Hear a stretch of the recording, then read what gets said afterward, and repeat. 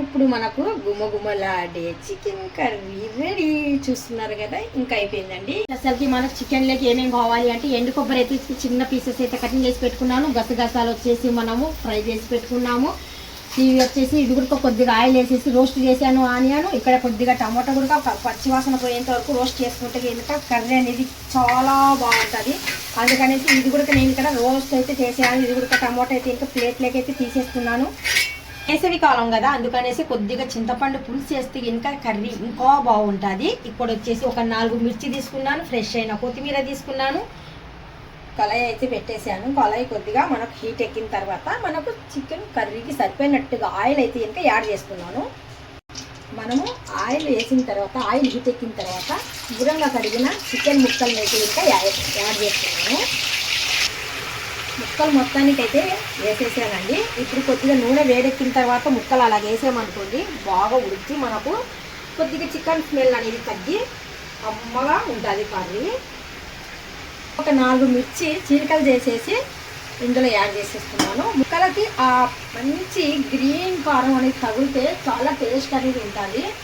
పసుపు అయితే ఇంకా నేను ముందుగానే యాడ్ చేస్తున్నాను. పసుపు మనకు కొద్దిగా పచ్చివాసన ఉంటుంది, అందుకనేసి మనం చికెన్ వేసిన తర్వాత పసుపు వేయడం చాలా ఇంపార్టెంట్.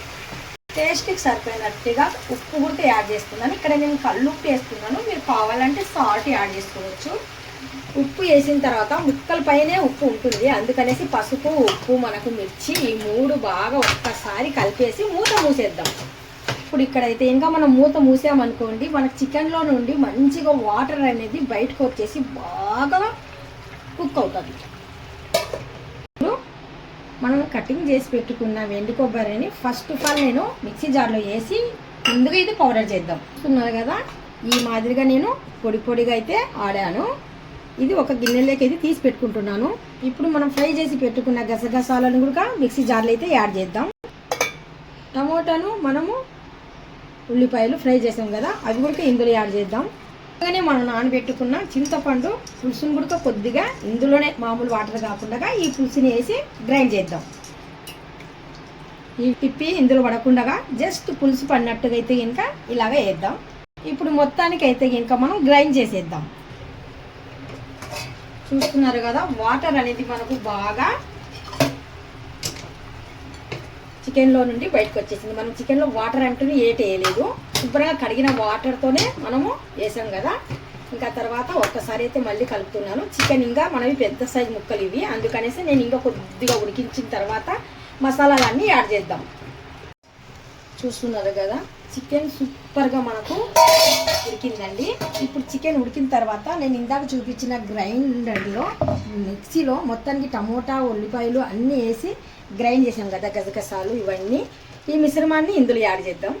ఇప్పుడు మనం అదే గ్రైండర్లో కొద్దిగా మనకు పేస్ట్ మిగిలిపోతే అదే చింతపండు పులుసుతో కలిపేసి ఇందులో యాడ్ చేశాను.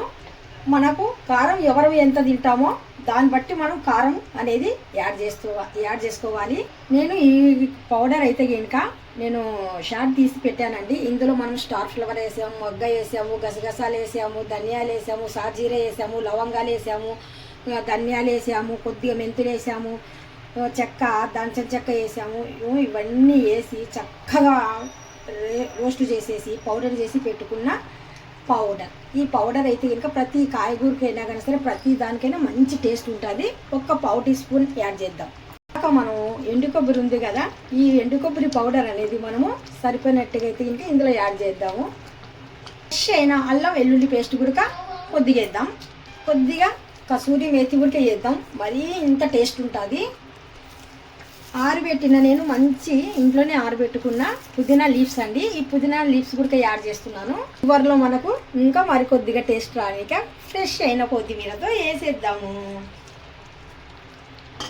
ఒక్కసారి మళ్ళీ చక్కగా మనము ఏమేమి మసాలాలు వేసామో ఇవన్నీ బాగా మనకు కర్రీకి పైన వచ్చేసి ముక్క చక్కగా ఉండాలంటే ఒక్కసారి మళ్ళీ కలిపేద్దాం.